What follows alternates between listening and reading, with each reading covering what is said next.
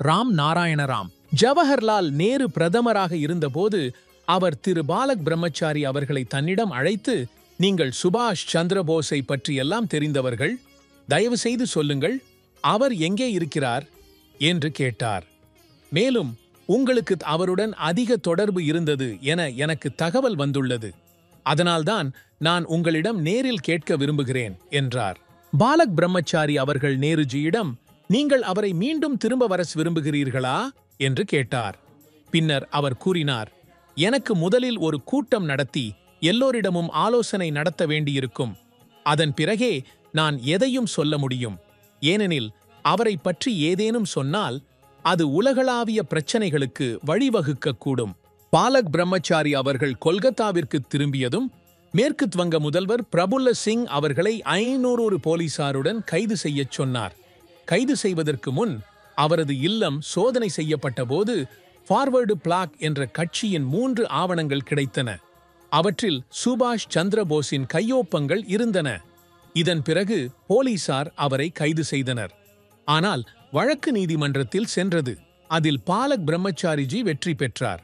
நேருஜியின் இறுதி தருணத்தில் கூட பாலக் பிரம்மச்சாரிஜி மற்றும் நேதாஜி நேரில் வந்திருந்தனர். நேருஜி இருவரையும் பார்த்ததும் சிறிது நேரத்தில் அவர் இறந்துவிட்டார். அதன் பிறகு பாலக் பிரம்மச்சாரிஜி கூறினார், நேருஜி நேதாஜி சுபாஷ் சந்திரபோஸுடன் என்ன செய்தாரோ அதற்கான விளைவாக அவருடைய குடும்பம் முற்றிலும் அழிந்துவிடும். இன்று அது உண்மையாக மாறிவிட்டது.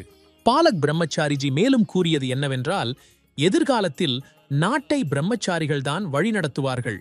இன்று மோடி, யோகி போன்ற பிரம்மச்சாரிகள் நாடு நடாத்துகிறார்கள் என்பதை நாமே காண்கிறோம். பாலக் பிரம்மச்சாரி ஜியின் ஆசீர்வாதத்தால் நாடு முழுவதும் ஒரு குடும்பமாக வாழும் நாள் விரைவில் வரப்போகிறது. அந்த நாள் வெகு தூரத்தில் இல்லை. உலகமே இந்தியாவை கேட்கும் நாள் விரைவில் வரும். அதன் தலைமையில் மோடி மற்றும் யோகிஜி இருப்பார்கள்.